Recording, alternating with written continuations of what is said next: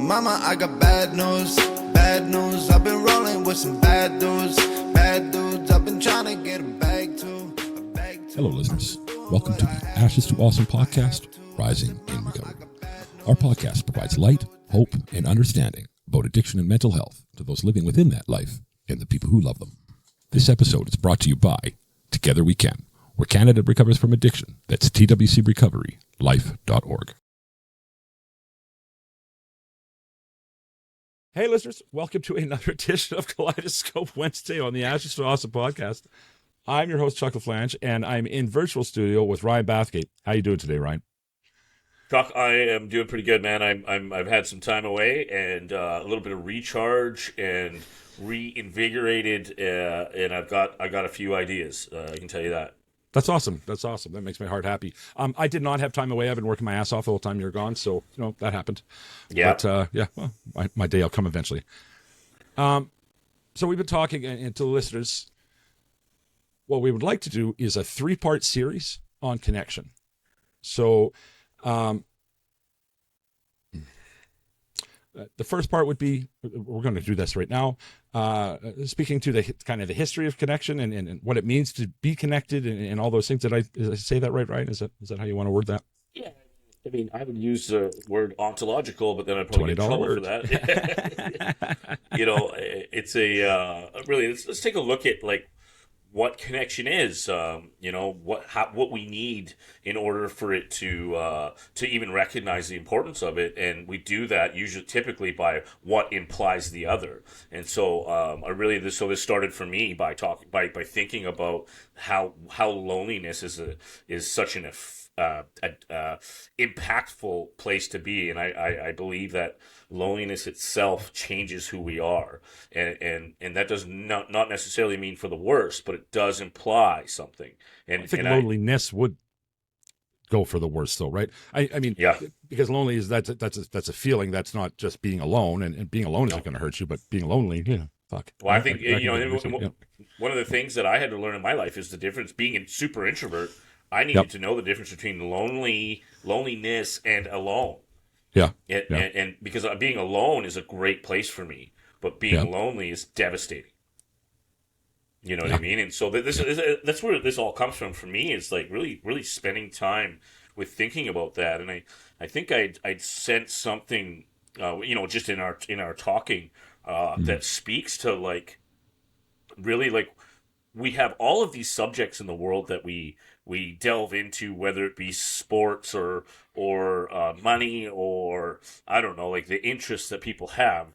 I don't know how many times I get somebody on Instagram messaging me about stocks and Bitcoin, and I don't give a shit about that. You know what I mean? People are into that, and so then I was well, why aren't we talking about studying the most important thing probably in the existence of mankind or humankind, which would be connection. Why are we not studying that? Why does everybody not know everything there is to know about connection? And what would the world look like if everybody did? Okay. So some inspiration there. Stuff I didn't even know. Right? Some behind the curtain there. So, well, my mind races. It races. Yeah. Oh, I've never noticed. Yes. All right. So the idea in today's episode, then, we want to really explore what connection is and where it comes from, and you're going to have to expand on that, because to me this is a 2-minute conversation. That's why we got you, right? So right. Okay, so I mean, let's just look at I think everyone can relate to some sense of this. If we look at this from an emotional perspective, okay, I think that we come into this world and we know 2 things. Those things are hunger and love, right? Okay. Yeah. Specifically, that connection between the mother and baby. Mm-hmm.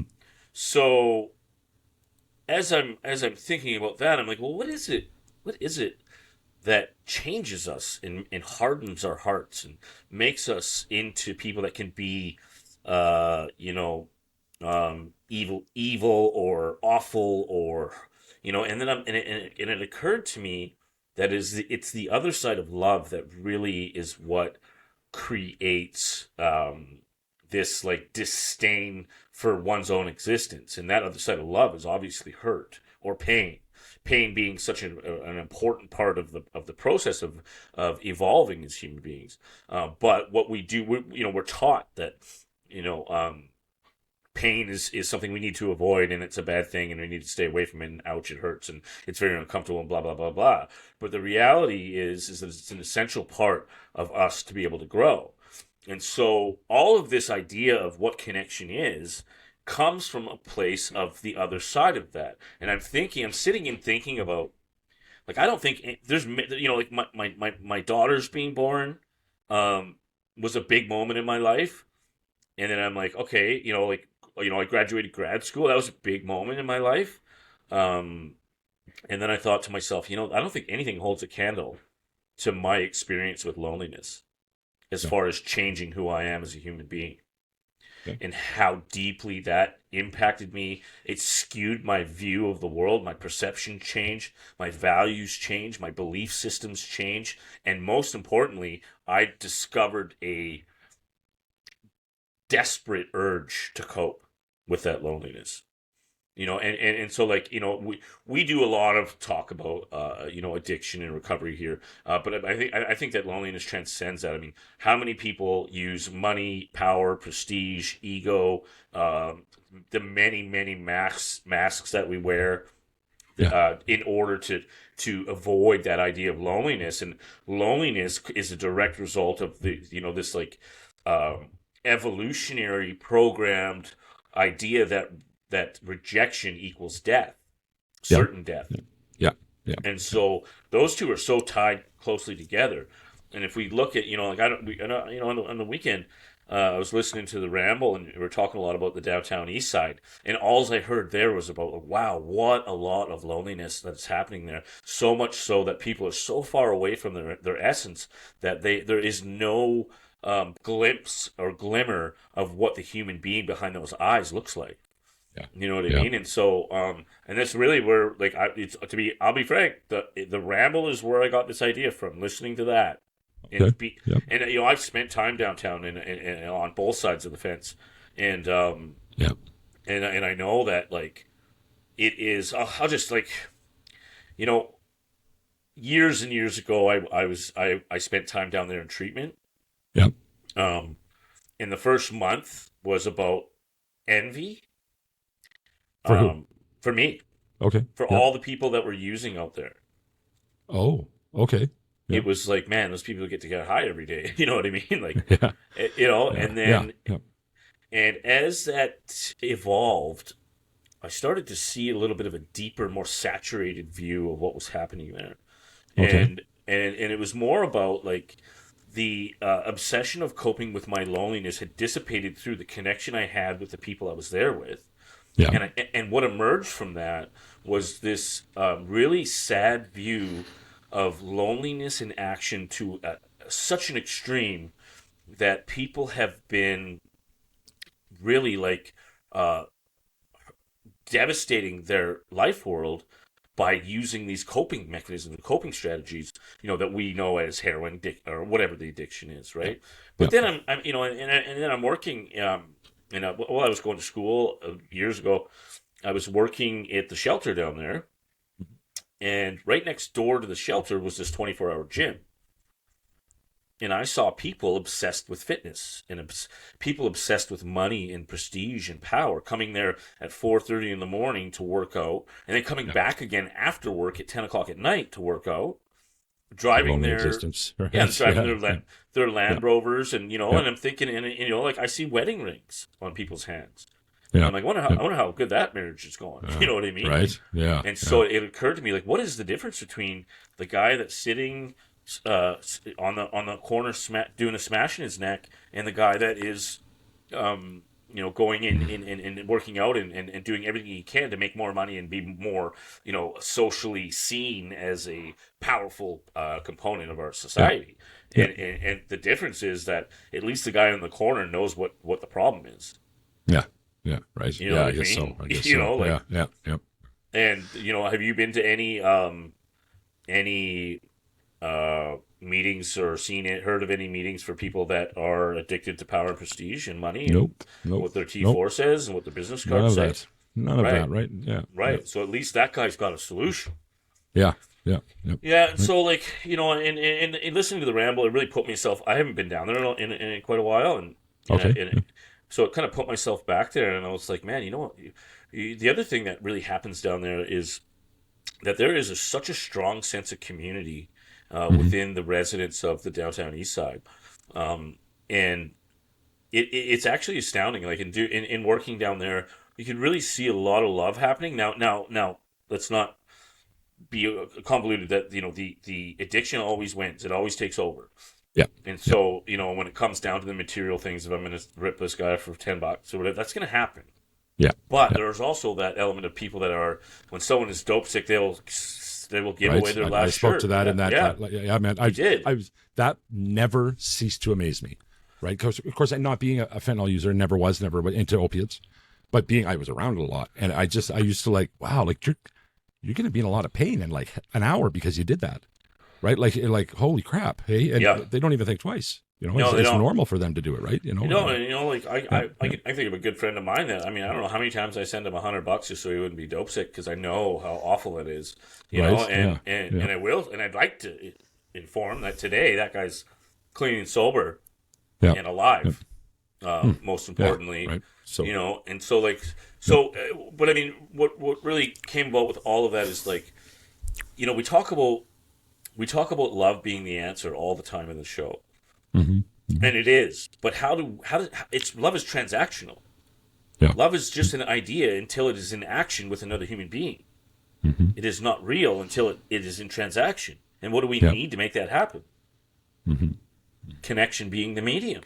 Yeah, absolutely, right. Absolutely. You know, or the conduit, whatever you want to call it. Okay. Yep.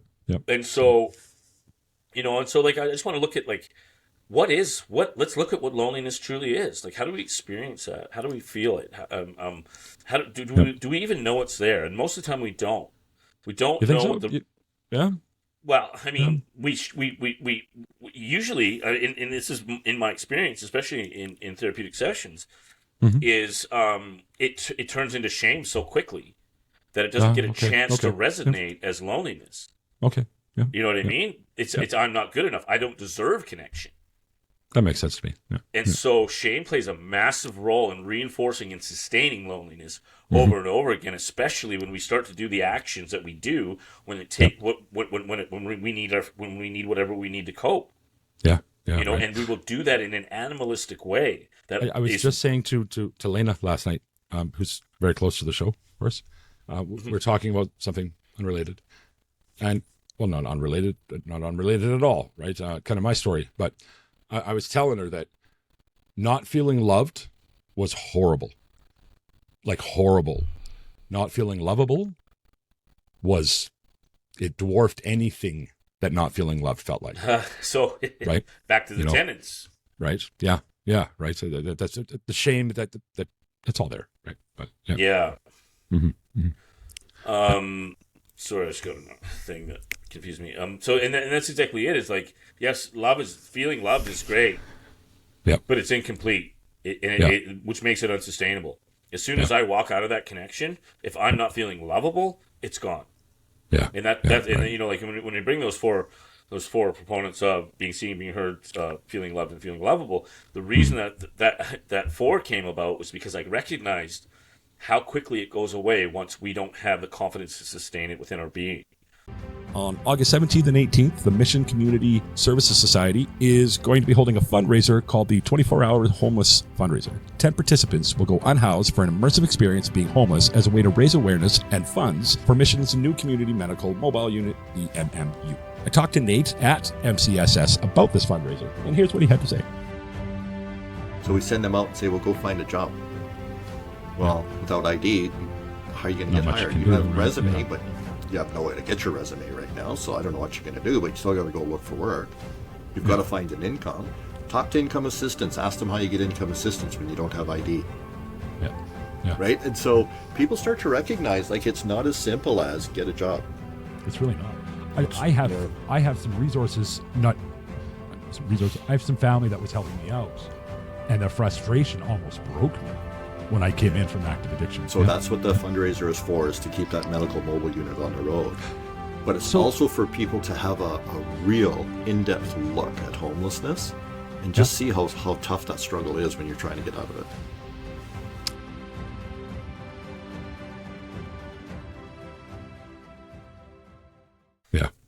Yeah, right. Yeah, Right. and so I go back to the same thing over and over again. Like, for most of us, in these difficult upbringings and things like that, people, a part of the human condition is that we are fallible, and you can guarantee that every single person in your life at some point will let you down, and you will let them down, and that will happen in every relationship you ever have. Yeah. So when you take a solution like Jim Beam, fentanyl, China White, whatever it is, and it changes the way you feel every time, it becomes the most consistent thing in your life. Therefore, consistency equals safety, right? So now we think that is the safe way. We do that enough times that it creates a neural lock, and now we have an addictive cycle. Yeah. And it happens that fast, and it's like nobody's impervious to this. It's not a moral thing. It's based on biology. Yep. And so loneliness at the root of that, I think, is just like, it's such a devastating and subtle decompensation of our own human spirit. Okay. And again, we often don't even. I mean, we could say, yeah, I feel lonely, but underneath that is typically the driver of that is usually because I don't deserve. Yeah. I don't deserve to feel connected. I would say almost all the time, right? Yeah. Right. And Yeah. so now we're talking about shame's role within loneliness and how Absolutely. those two work together to just keep us down.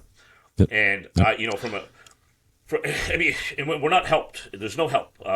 As far as capitalist North American society, like, we are programmed this way. We are taught this. We are taught to be the best. They always say the general is a lonely job, right? Yeah. But everybody is striving to be the general. We got to climb that ladder. We got to make more money. We got to have more things, and I know, like in high school, like, I had different pockets of friends, which means I had different masks. I had different identities. Absolutely. Yeah. I can relate to that one. You know what Yeah. I mean? Yeah, And for like, sure. how exhausting is that when underneath all of that, I felt I was lonely. Yeah. I lived in loneliness. My state of being was loneliness. Yeah. And so, and as I'm sitting here saying that, like, my counter of that is that, my goal today is a state of peace at all times. Yeah. And when do I feel most peaceful? When you're I'm alone. connected with Oh, those I love. Okay. Sorry. What were you gonna say? I said, well, when you're alone, right? No, it's not. You know what? It's like, I'll give you an example. Saturday, just coming back from the lake, like, doing 50 miles an hour down the lake with wind in my hair and music playing, and all my family and my friend's family in the boat, and I'm smiling ear to ear because I feel so connected to the world. Yeah. And am in a place of beauty. There's mountains surrounding us, a calm lake, really warm. It's really warm out here right now. The really warm summer air, like, and it was just like, I didn't have a single drug or alcohol, nothing in my system. I did not need any of that to achieve that state of elation. Okay. You know what I mean? Yeah. Yeah. And I think also, like, one thing, if I could add anything into this, please don't go boating and drink. It's an awful thing. 80% of all boating accidents happen with alcohol involved. Okay, anyway.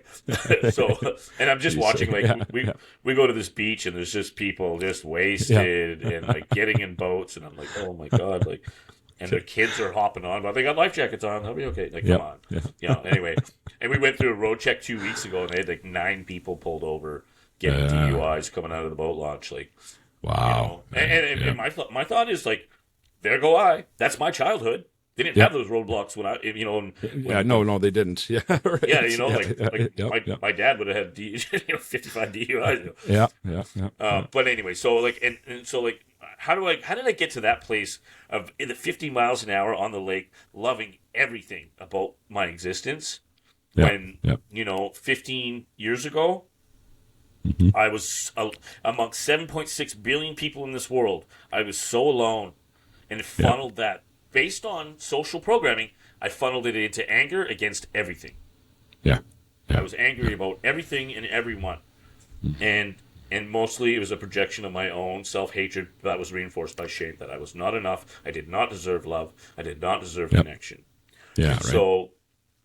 So when we really think about like what this is, I mean, the questions we ask ourselves now is like, what is my, let's use a CBT scale. Out of 10, what is my loneliness right now? What if I ask myself that question? Where am I going to score? Yeah. And what is, and then I would go, what is my need to cope right now? And those, I bet you those two are pretty close. Yeah. close. Yeah. You They know what I are. mean? Yeah. Like, Yeah. And then, when was the last time and this is why, like, I love Brene Brown's work, because she talks so much about vulnerability. And I think that, that is the answer. And we cannot have vulnerability without courage. It's impossible, because it takes a lot to put my emotions and my feelings out there for someone to see and not be able to control how they're going to use those emotions. Oh, yeah, I know. You had to say that, didn't you? Right? It's shit. I don't even think about what happens when people see me or hear me get emotional, right? But yeah, but I mean, like, Chuck, you've always had that you care what people think to a degree. I think you care to where it's important. I don't think I like you've always been someone that can say how you feel, but most of us aren't like that. Yeah. I have to put on a persona. I need you to, especially where I'm at now, like with the job I do and even the show, like the questions I get, it's like I have to be this person, and all I really want to do is be human, man. Like I want you to see me as fallible, so I don't have that pressure of being something that I'm actually not. Yeah. Yeah. And so what do? I accept my all my faults and glory. I accept myself as a human being that is completely capable of making terrible, devastating mistakes at any given time. And it there's seems also like as it goes. the more that I'm aware of that, the more that mitigates those mistakes, and the more that I can say this is how I feel to another human being, now. That kind of makes me tangent a little bit, but like we also don't want that to be an identity badge either. Like I don't want the world to think that I'm just this like, oh, here comes Ryan, he's going to tell me about how he feels again. Oh, great, you know what I mean? Like, here comes the feeling wheel. Oh, here it goes. Yeah, all right. Right, and so like I kind of like what Brene Brown talks about is she talks about earning the right to be vulnerable, to hear she says people in your life have to earn the right to hear your story. Fair enough, right?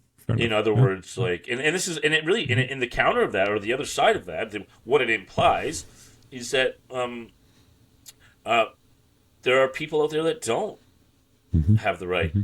There are people out there that will abuse that vulnerability. Yeah, they will. That will negotiate it and use it against you, and it's a sad thing. But I mean, what I would like to do is be able to have containment and open space for those people. Now, if I recognize my vulnerabilities being used against me, then I want to actually, who I want to be as a human being is somebody to put that aside and ask them, what is this a projection of? What is underneath that bird? Yeah. You know what I mean? Like, let's talk about that. Because right now, you're dangling keys on me, man. Like, this is a deflection. So like when I think about what loneliness is, it's just an existential ache. Yeah. And and like my entire world is it's a prison, and so like when I really think about what those things are made of, like what are the bricks in my prison walls made of? How have I created this?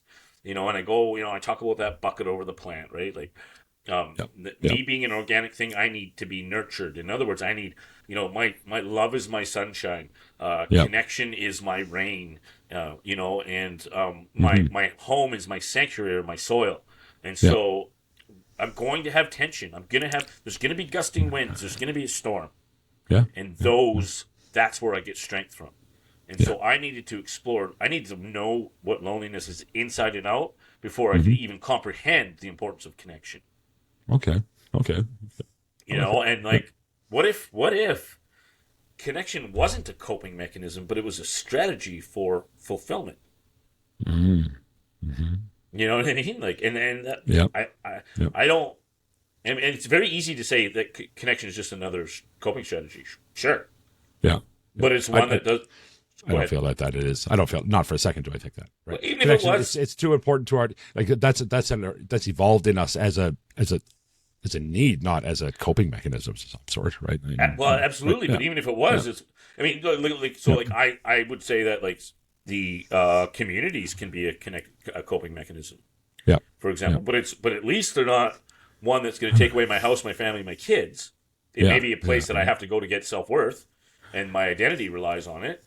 But, but I don't think, I agree. I don't think that connection is a coping mechanism. I think it's an evolutionary state of being that gives, that is a medium to peace, to a peaceful existence, which is my everyday ultimate goal. Yeah, of course. I just want to live my life in peace. I mean, happiness is not sustainable. We can enjoy happiness while it's here, but we can expect it to be gone. Yeah, right. Yeah, because it's an emotion, right? So it's not gonna stay.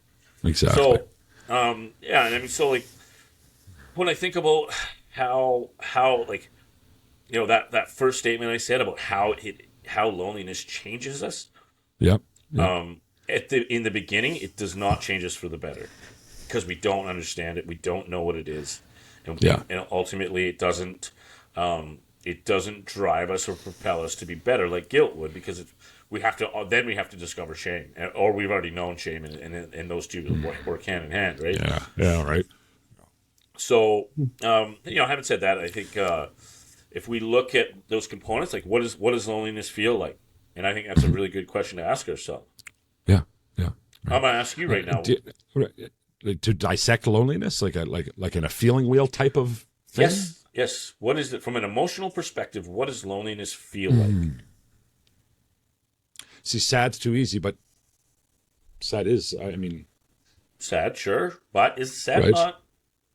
See, with sad, I find it easy. Chicken or the egg thing now, right? Well, lonely, sad, lonely. Right? I think sad is easy to navigate because we can still be peaceful with sadness. Yeah. You know, I see sadness as a rainy Sunday. Yeah. Well, see, and whereas for me, it's much more ugly than that, right? It is. So, well, not necessarily sad, but lonely is it? If you're trying to dissect it that way, I don't know honestly how to describe that. I know it's horrible. I know, and it's something that for me that I still wrestle with quite a bit, right? So, I don't know. Well, I don't know how the hell I would describe that. Yeah. So I'm speaking to. I think sadness is a really good descriptor. But in its purity, it's not it. But let's take sadness and let's add disappointment. Let's add let's add distance. Yeah. Let's add fear. Let's add shame. Let's add not enough. You know, put all that together. Yeah, that's a pretty nasty cocktail there. Right? Yeah, and then maybe I'm not good enough for potential. Yeah, maybe I'm not as smart as I think I am. So let's throw some doubt in there. Wow. Mm-hmm. Yeah, you know, and look at the place we're in now with that, from an emotional perspective. Yeah, and you add all of those elements, and then we'd start to question things like, what am I doing with my life? I'm never going to measure up to X, Y, Z, sister, brother, uncle, parents, you know, and the social dynamics of like, you need to be the best to be validated. And I've never been the best at anything, you know, which is very true. No, me neither.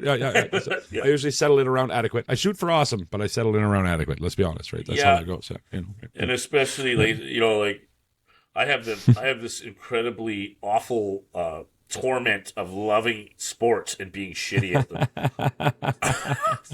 I love them, and I'm terrible at everything I do. You know, it's so like when I look at the sports world, I'm like, fuck, I'm lonely. Like, and you know, like the baseball world is like, if you hit home runs, you're cool. I don't hit home runs, so you know, I'm fairly successful in other areas of my life. Yeah, but it was, I had to become a human being to people in that community to be accepted because home runs weren't getting me there. I had to be creative, you know what I mean? And so, like, but I mean, like, okay, let's just transcend that into anything. Like, Yeah. I don't know, like my friends like to ride bikes and I suck at riding bikes.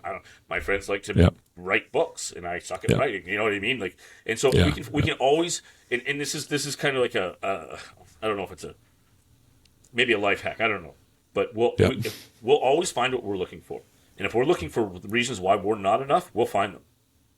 True story. Yeah. And what they don't teach us is to find reasons, because from the generations before, transgenerationally, we're taught to look at our defects to get better. Okay. Without appreciating what we're good at to maintain. Mm-hmm. You know what I mean? And that is like, that comes from like the agriculture days of like, if you don't get better, you don't eat and die in the winter. Like right? Yeah. You know what I mean? So like, but like, what about a comprehensive look? Like, what if we started to look at like, I mean, it's so much easier for me to be connected to you when I know that I'm good at one thing. Right. Yep. Than it is to like, well, I hope if I say this, is he going to reject me? What if I do this? What if he thinks I'm bad? And all this like, and we're not. We're human beings are a lot of things. The most amazing is our resiliency. I think that it just astounds me that the human being's resiliency is just like such a phenomenological quest. But if we look at like what we're not is fucking mind readers. Yeah, right. And we do it all the time. And think about how that affects or reinforces our loneliness. Oh yeah, like, right. Because I'm never like, I bet you he's thinking I'm awesome. That never happens. No, it does not. No, it does not. It's that guy can see that the zit on my chin from 40 miles away. Yep. You know what I mean? Like, or my love handles, like everyone can see them. And like, I got used to those a long time ago. Yeah. Yeah. Just rest my arm on one with a beer in my hand. Good old days. Yeah. So I mean, so it's when we really look and have a look in at what loneliness is, it's just such a devastating feeling, state of being. I'm not going to say it's a feeling because I think it is a state. Like peace is a state. I think loneliness is also a state. And the way that we navigate that, we do it internally. We do it without any vulnerability, which reinforces it and creates those prison walls. And so when I look at what those bricks are, they are, I'm not enough, I don't measure up, I don't deserve, I'm not capable of, and I'll never be. Right. And really those bricks are masks, and we just encompass ourselves with this until there's no room left, and I'm suffocating under the pressure of never being enough. And so what do I do? I come across something like for me, Southern Comfort. Southern Comfort was my first step out of my own self-made prison at 10 years old. And then whatever else came after that. But I mean, and that's so obvious. That it's treatable, not to use medical terms, but there's so many things in place when it comes to addiction. But what about the other ones? What about sex? What about food? What about image? What about power, money, greed? And so when you look at the two biggest like social maladies that we can think of, they're probably loneliness and greed. Those are probably the two things. Hey guys, so somehow we lost the feed there. I'm not sure exactly what happened. And now for a quick PSA brought to you by Revolution Recovery, helping men recover and become their best selves through support and treatment. They've been there and they understand. Hi listeners, this is Lena. I'm part of the Ashes to Awesome team and co-hosted on episodes 76 and 67. Do you carry Narcan, also known as naloxone? If not, perhaps you should. The kits are not only compact and easy to use, they are free at all harm reduction centers and a lot of pharmacies. By carrying one of these kits, you could save the life of somebody who loves and that is loved. I get that most of you never plan on being around opioid use, but there's no telling when it could be around you. I can't think of a good reason not to have it, and if you're not sure where to find it for free, send us an email at ashes2awesomepodcast@gmail.com. Legwork for you and find it for free in your area. Thanks for listening, and now back to the show. We didn't have time yesterday to get back into it, so we're back at it today. And just to finish off the episode with the mailbag portion, I just want to let you know why it kind of ended suddenly there, and we're wearing different clothes and all that, being the next day. Hey guys, so welcome back. It's time to get into the mailbag. If you're ready for that there, Ryan. Yeah, always. I don't know about ready, but I'm here. It's a good start. Okay, let's just get right into it. Howard in Annapolis, Maryland says, many of us face challenges in our daily lives that can often feel overwhelming. How do you suggest someone struggling with the weight of their circumstances find their inner strength to navigate through these tough times? That's a big question. It is a big question. We got a couple big ones today. I'm not going to lie.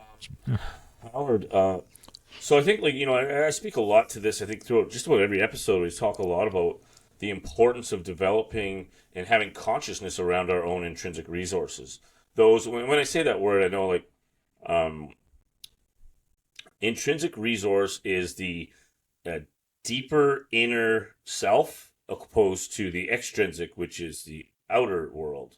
So we would say materialism is an extrinsic theory or philosophy, where intrinsic is, within us. And so, an intrinsic resource, a good example is like our values are an intrinsic resource. And absolutely, right? Our determination, I think integrity, loyalty, honesty. Big one. But in the beginning, when we're first starting out with trying to gain an understanding of what our own personal intrinsic resources are and what that fingerprint looks like, I always start with the big three: self-esteem, self-worth, self-respect.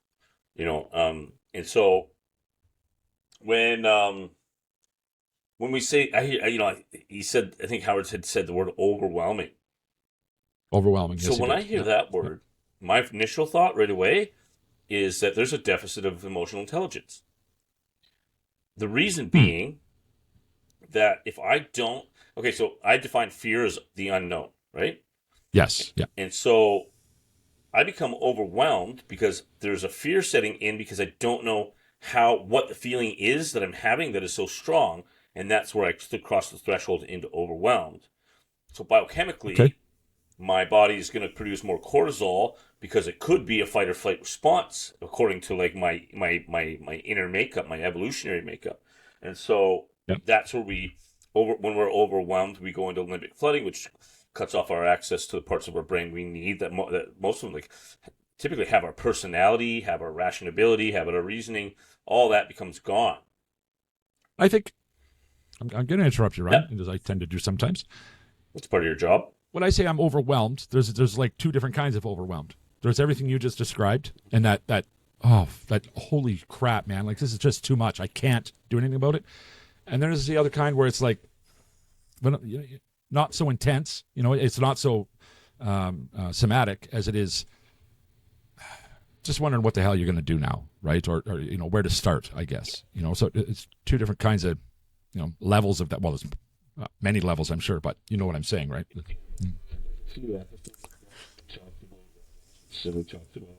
Absolutely, I do. Yeah, you remember that, and that's kind of so that's what I think. What you explained was there's actually two different names for that. So being stressed is not necessarily being overwhelmed, and so Brene Brown talks about being stressed as being in the weeds, and overwhelmed as being blown away. Okay. You know what I mean? And so And I think when I read this question from Howard, the reason that I interrupted the way I did, Ryan, is to say I feel like this would be more of a in the weeds, if that's what we're going to use. Yeah. Than the somatic, crazy fight or flight shit stuff. Right. So you're probably right in listening to that question. I think he used the word weight. The struggling with the weight of the circumstances. And so that I think you might be right because so when we're stressed out, there is simple practices we can do. Most importantly, bringing oxygen into our system, creating perceptual space. Getting enough away from the problem that we can see it from an omniscient point of view, or godlike perspective. In other words, there's a term called levitating, where we come out of ourselves and look at it from above. And from a macro level, there's a bunch of different ways to say that, and right? So that gives us the ability to look at the situation without it becoming emotional. Once it's emotional, I'm always talking about the importance of emotional intelligence because I think it's a very big deficit in our social tapestry. But that's not to say our IQ doesn't have an important role as well. And so when we remove ourselves and look at it from an IQ perspective, we're able to rationalize and contextualize as well as compartmentalize the things that are in place. So absolutely see the forest through the trees. If you will, exactly, right? yeah. So we take a deep breath. Yeah. Maybe a couple of those, get back away from it a little bit, and then have a look at it.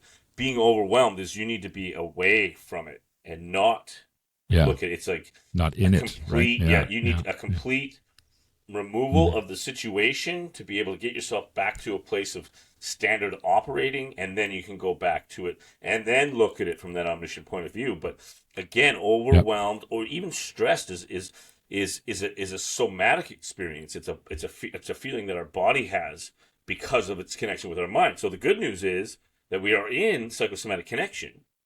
It means, the other thing is like I always say, doubt's an important part of the process because doubt is an indication of care.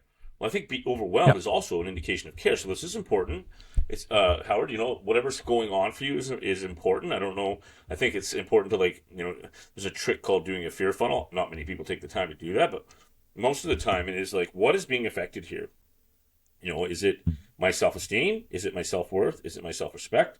Is it any one of my top 5 values? And those are all intrinsic resources.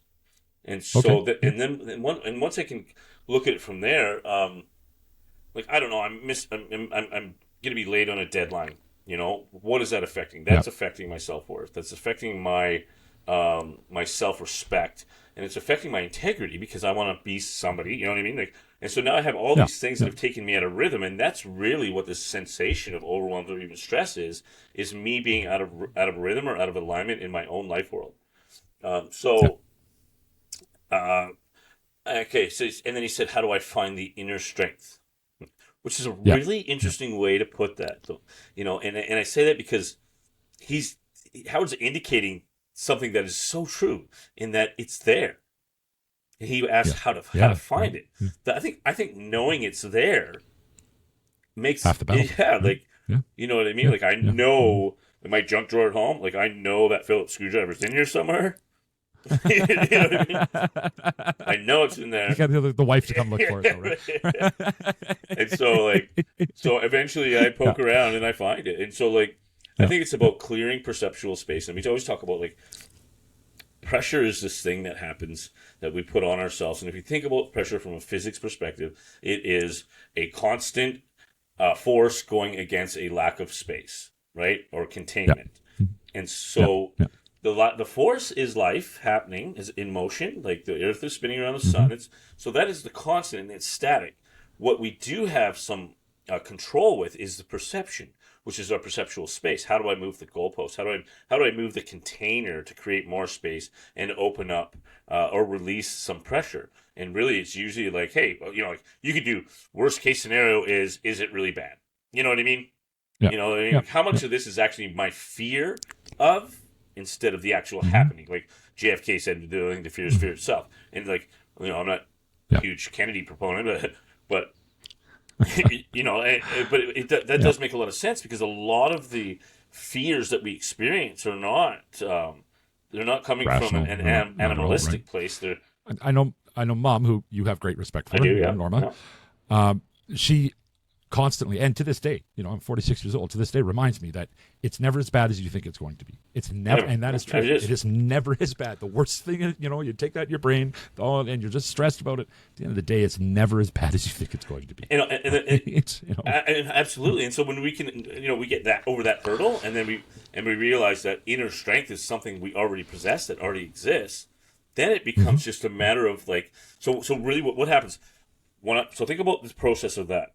I'm in this place where I am, let's say, stressed / overwhelmed. Maybe I'm teetering on overwhelmed. Okay. So I levitate. I come back out of it. I take a deep breath.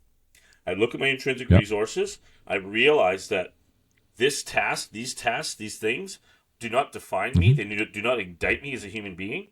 And I'm looking for inner strength, which means I know it's there. Which means I know I in that statement I have made an admission that I am strong within. So, it's there's a old gonna do an AA quote here. But there's an old guy named Chuck C. who wrote a book called A New Pair of Glasses, in that book, Okay. he said, we uncover, we discover, and discard. And I think it's a really nice process. It's like, okay, so like, worst case scenario, I don't make this deadline. What happens? Yeah. I get fired. Well, that's worst case scenario. I get fired. And you know what? I got a pretty good resume. I got a great network of friends. I'm going to have 2 weeks off, maybe with some pay, and I'm going to go into a brand new opportunity that might even be better. You know what I mean? Like, instead of like we have to shift from the defensive, linear left side into the creative and explorative right side. It's because worst case scenario is usually not that bad, and sometimes the best thing that can happen for us. Yeah. So I would say, as far as like textual practice, I would ground. I would get back into my body. I would collect the evidence I require for. I mean, you want to find inner strength? Look for the evidence. Whatever you're looking for, you'll find. If you're looking for fear, you're going to find fear. If you're looking for chaos, you're going to find chaos. If you're looking for peace, you're going to find it. We're not hardwired to look for that right away. We have to make conscious intention in order to look for that creative, vulnerable, peaceful, that state of being, opposed to the state of defensive fear. And so really it's just about manipulating your own brain chemistry. And then I'm just like, boom, I'm looking at it. I'm like, okay, I've compartmentalized. Here's what I need to do. I have this is the big one. So I'm going to prioritize that. And then the old how to eat an elephant, man, like one bite at a time. You know what I mean? Who are these people eating elephants? I don't know. Like in elephants, I don't think it's a thing people eat, is it? To tell you the truth, man, elephants are my favorite animal, and I'm just realizing right now that I hate that I use that term all the time. Like, because I love elephants. I think they're amazing. So how do you eat a polar bear? Right? They're pretty cool too, though. I mean, how do you eat a cockroach? That's a little easier, I guess. Eh? Well, I don't know. Yeah. Go to a market in Thailand. Anyway, give me some time. Yeah. All right. So I hope that helps. I want to jump on something that you had mentioned there. It sounds like a great answer, and Howard, of course, drop us a line if you need some more clarity on that, or if you have anything else you want to offer about it. And on that note, hey, to the listeners, I'll say it right away. You can ask questions anywhere you see the logo, right? Anywhere you see the Ashes to Awesome logo, whether it's Twitter or Facebook or Instagram or the new website, www.a2apodcast.com. That's the number 2apodcast.com. Check that out. There's links to bios for all of us too. You most certainly ask a question there. Submit it by email, ashesawesomepodcast@gmail.com. Anywhere you see the logo, you can ask a question. I think that's the easiest way to say that. And then I go ahead and say all the different shit anyway. Yeah. But anyway, so. and furthermore, just to add to that, like, these questions make my day. Like, this is the highlight of my day. When I get to provide some form of my perceptual solution to issues that happen on a daily basis to people all over. And they're real life issues, right? So that's a great part about it, right? It's not some, it's kind of fun for me, to be honest with you. Yeah, absolutely. Hey, I wouldn't be doing it if it wasn't fun, and it is fun. So, there's something I wanted to jump on quick before we jump into the next question, and it's just an observation for me lately, and something that I really appreciate about the recovery community. Somebody who's serious about their recovery. And of course, I'm always asking different people in my life to do different things when it comes to the show, the website, all the things going on. Somebody who is serious in recovery, you can see that and hear that and whatever, and regardless of how you're communicating, that need to keep their word, right? And to me, that's the difference when I'm talking to different people. There's this new focus on, I really want to, listen, I said I was going to do this. I want to do this for you. And in the event that they don't, it's a big deal, right? And I've just really starting to appreciate that about people that are in recovery, and like the serious ones, right? The guys that are like, no, man, I'm living this, it's a really big deal. That's called integrity. Yeah. And that's like one of the, of course, one of the greatest, strongest values that we can embody. Absolutely. Of course. Yeah. That's what made me think about it was, we spoke exactly about integrity in that answer, right? And do you know why people, well, so you got leaders out there like Devin who push this, the idea of this all the time about integrity being absolutely essential, because what it does is it springboards our intrinsic resources. So when I act in integrity, if I follow through what I said I'm going to do, no matter what happens, my self-esteem, my self-respect, and my self-worth automatically just launch.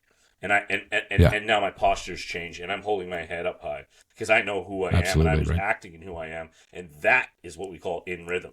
That is in alignment. Yes. Right. And if I can experience that even for a second in a day, then that's a successful day. Yeah. No kidding. Yeah. No kidding. Yeah. Whatever. I don't think he'd mind if I said it. It's Rich Johnson, the interventionist, that's been on the show a few times. I'm waiting for him to get something done for the other show, the Morning Cup of Kindness show. And, I said, hey, it's Tuesday. This is supposed to, we talked about Monday. And instantly, I am sorry for breaking my word to you. He was so, and I was messing around with the guy. I know he's a busy man. He's got 22 kids or something around there, right? But he was so, on top of the fact that he had broken his word and felt so legitimately terrible for it, right? It's not what I meant to do. What you just said is so interesting, because whenever I speak about being out of rhythm and how we get back, so that's exactly what he did. Accountability is freedom. And so because he was accountable to you for his human error, which we all make, the most consistent characteristic of being human is that we are fallible. We make mistakes. That's what we do. Yeah.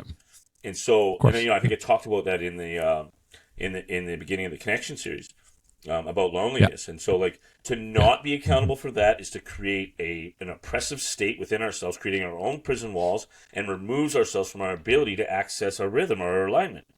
And so, if he was to make up excuses, that would just reinforce his own disconnect. You know what I mean? And he gave me a reason. Yes, but he apologized. But he didn't give you an excuse. It was a legitimate reason. Yeah. No, most certainly did not. Yeah. And so, when eardrum ruptured, right? Yeah. That's a pretty good excuse, right? I'd say, yeah. And when I used to run the floor, I would always say, I got no time for excuses. If you could give me a reason, absolutely, but I got no time for excuses. I don't want to hear that. Right, you know what I mean? And I think there's a massive difference between a reason and an excuse. And when we're in that state of accountability, we need to ask ourselves that question. Am I making an excuse right now, or is this a valid reason? Yeah, right. Yeah. Of course. The fact that you're asking that question speaks to so much right away. Right? Okay, let's move on to the next question here, lest we get short on time again. Yeah. So Rebecca in Helena, Montana says, when life becomes a relentless cycle of monotony and hardships, it's easy to lose sight of our goals and aspirations. How can individuals reignite their sense of purpose and motivation even when they're faced with seemingly insurmountable obstacles? So this is just a build-off, when we are, the relentless cycle of monotony is the altered trajectory of our own life rhythm or life alignment. And so, so if we think about, I'm a golfer, I hit a golf ball and it's going straight, but it's got a little spin on it. Mm-hmm. And after about... it's never happened to me. After about 100 yards, it starts turning and turning and turning, and then it goes off, and next thing you know, I have a slice. You know what I mean? Yeah. So that's what happens in the monotony of life when we do, this is why we make our bed every morning. We, do the same, we do a monotonous practice of self-worth in reinforcing activities. Like I always talk about making my bed. That's to me, that's the flag. That's the bing that I'm doing something for myself today. I'm raising my self-worth. But when it becomes what she means, I think, by monotonous is, I think what she's saying is that we lose our awareness. Remember, I've talked before about going weeks without being in touch with my own life world. You remember me saying that? Oh my God, sometimes it'll go 2-3 weeks, and I'll be like, my God, I have not even been present for a second. And that is about this trajectory alteration. It goes off by 1 degree, a foot out, and by 400 feet, you're off by 60 yards. You know what I mean? And so, and the monotony just, it kind of blinds us from seeing that. So what we have to do is, this is why I love mindful practice, because mindful practice, and it's kind of ironic because I don't believe mindful practice is about mind. I think it's actually about heart. It should be heartful practice, because it's about being in ourselves, and being part of our experiences. And so how do we what was the word she used there? And I love the word reignite. Yeah, reignite their sense of purpose and motivation, even when faced with seemingly insurmountable obstacles. So what do we? This is right up my alley, man. We're talking about meaning and purpose. You know, so how do we reignite? As in the fire's gone out. You know, so how do we light that fire again, man? I don't know about you.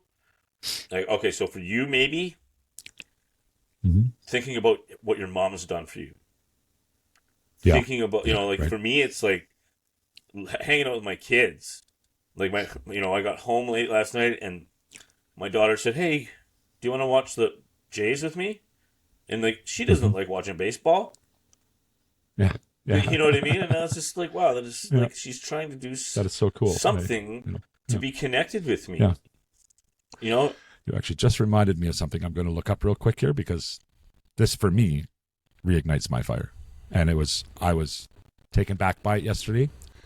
I cracked a tear, but it's me. Right? Yeah. We know that happens a lot. Right? Yeah. So, yeah.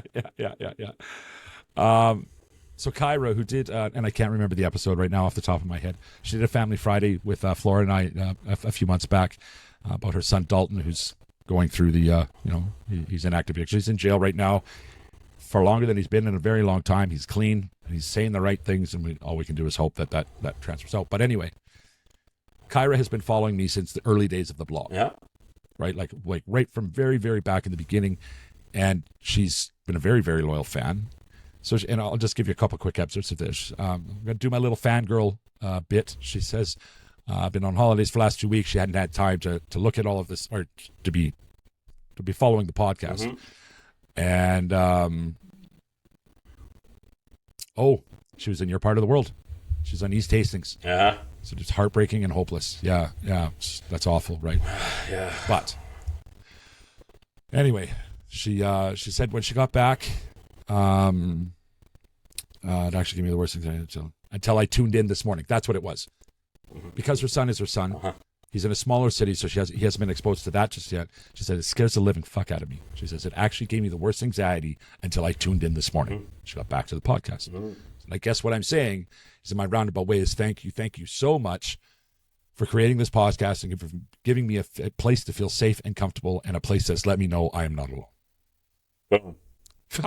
Right? What else do I want from the world than to see that? Yeah, and so right? so that actually makes me think of something, as well as another thing that we can do is, like, I like to have anchors, like, and most of it are people, but there's anchors that ground me into where I want to be with consciousness and intention. And so this show has become an anchor for her, for example, that it returns her to a place. My kids are an anchor for me. You know, when I used to run group, I used to have at least one guy that was my anchor, that I knew, like, when I got lost, I could go look at him and be like, oh, right, boom. And now I'm back into the rhythm. You know what I mean? And so an anchor can be morning meditation. An anchor can be listening to this podcast on the drive to work. You know, something that brings us back into who the person we want to be in, and the journey that we want to be on. Because let's face it, as long as we're breathing, we're in process. You know, as long as we're breathing, we're growing one way or another, or decompensating, but that's still growth. Like, it's still tension. Absolutely. Right. Yeah. So, and then, and seemingly insurmountable obstacles. Seemingly, exactly. Right. And so, what do I talk about all the time? Yeah. What do we control? Effort, commitment, environment, and perception. Seemingly is a perception statement. Absolutely. So if we change our perception and have a look at those obstacles with a different lens, instead of seeing them as insurmountable, maybe we see them as challenging. Let's change the words. And so the words that she uses indicate the lack of access to her control mechanism of perception, how she's seeing the world. And so if I shift the lens, then it's like, oh, okay, that's actually not a big deal. Or, hey, you know what? Like let's bring my intrinsic resources. And do I have capacity? Do I have potential?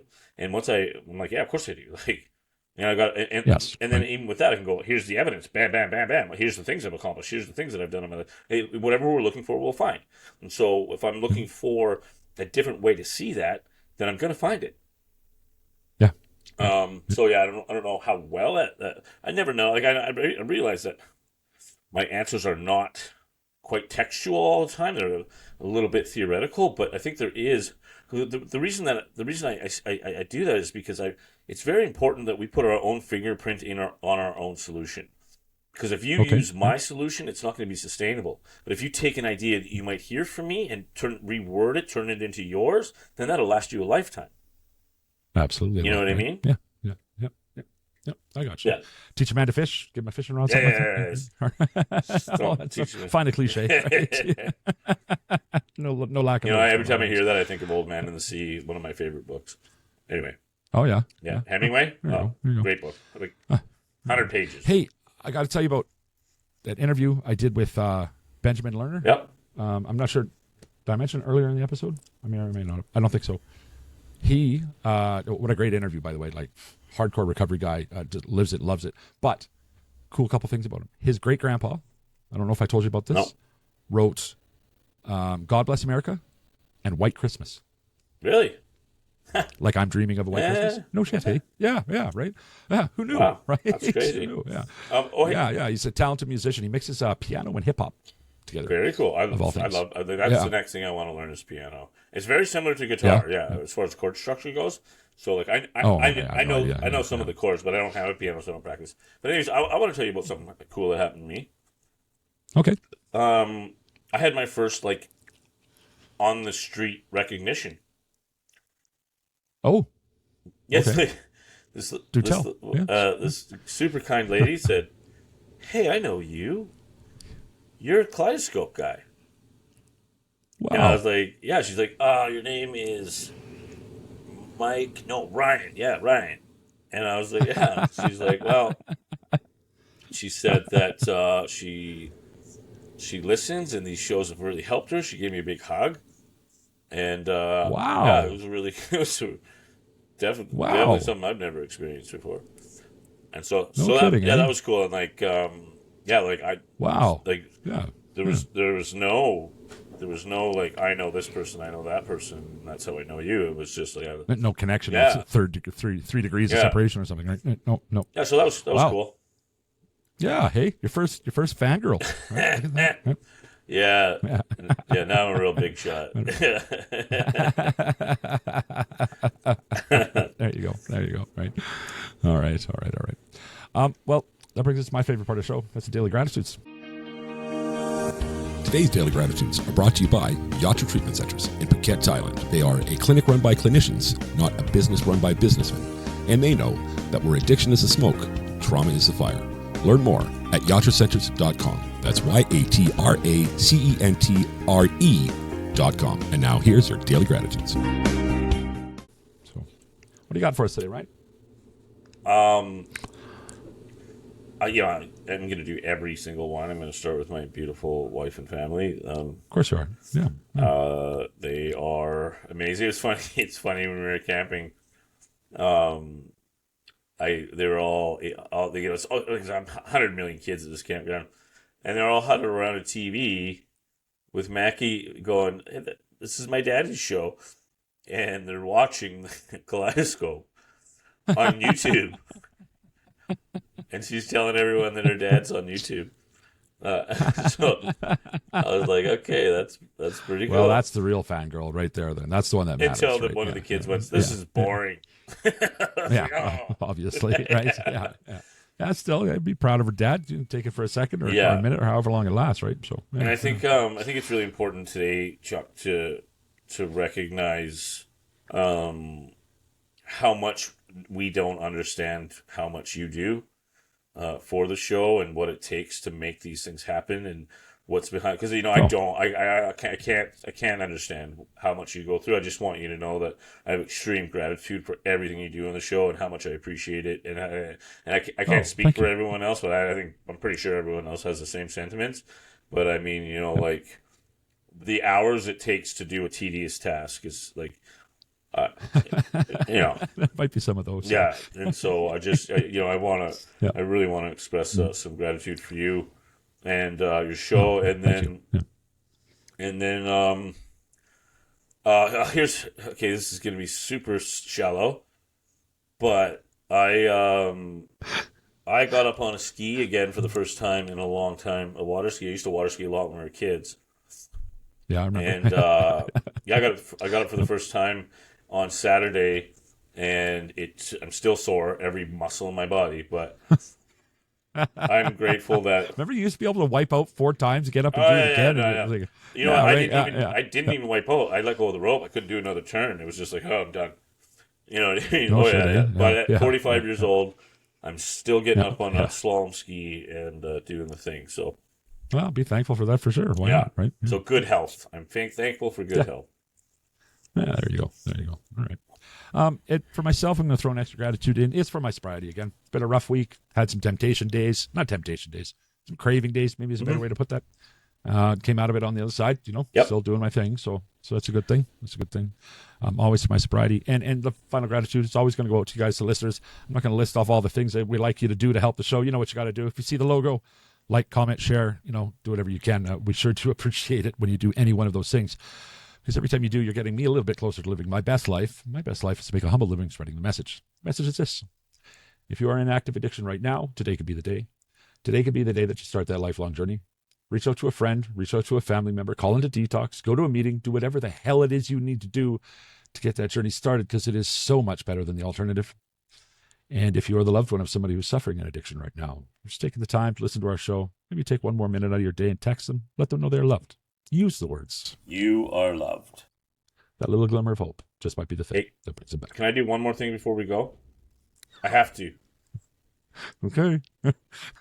I just want to say, because you're not the only one that gets thoughts. Okay? I'm the only one that gets them before the first. You didn't give me a chance. All right. Go ahead. Well, you can cut it out. Yeah. I know I can. It's completely natural to get the thoughts. What I was going to say is, like, there's no room for shame. That's where it becomes a problem, and that you're really in a bad spot when you start making a plan. Yeah, and so I did. I was that conversation I had with you actually yesterday or day before, whatever it was, really did help that, because I thought, hey, you know what, I'm doing okay. I realize that it's not the right time in the show to be saying that. I should have said it before. But is there ever a wrong time for that though? And I just it's okay to have the thoughts. Just talk to somebody about it. You know what I mean? Don't let it turn into something that worse. Because shame will seep in. And once shame's in there, it sticks to everything. And then shame turns into a plan. Yeah. Using will always be an option for a solution. How many things do you have in between that and using, including telephone calls, support networks, meetings, if you like meetings, whatever it is. But just externalize it. So absolutely right. Absolutely. And you know what? Saying it, all the difference in the world. Yeah, absolutely. Just saying it out loud to somebody, because you're the only person I'd said that to. Yeah. But I didn't realize it at the time. I don't think I was self-aware enough at the time to think about that. But I'm thinking about it now, and the hours since, like the hours that have gone by since, that's all the difference in the world. That's what it was, right? Because I said it. Yeah. I said it out loud, and it's lost its power. Yeah. Right. 100%. Yeah. All right, pal. So thank you for that, my friend. Yeah. All right. Okay. Sorry, man. I can see the look in your face. Like, I know, just like Ryan. But I feel like that's like that's a message I had to say. Yeah. No. That's all right. All right. Okay, listeners. We will see you next week. Well, I'll see you before that. You'll see you next week. See you next week. Okay. All right. There it is.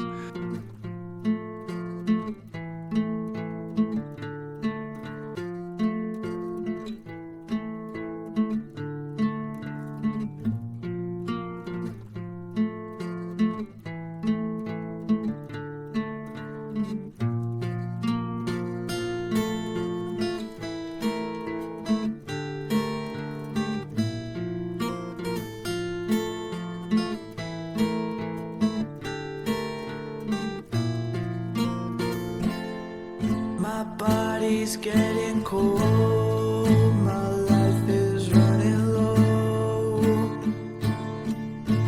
Feel me falling, my life is running out. I pray I make it now, but if I don't, it will be okay. I'll find you another day, and I'm not scared to go. It will be okay. I'll find you another way, and I'm not scared. 'cause when I die, I'll be happier in another life. I'll be a ladybug soaring through the sky. Please search for me, please find me. So please don't cry when I land on your arm. Spread my wings and fly. So please don't cry.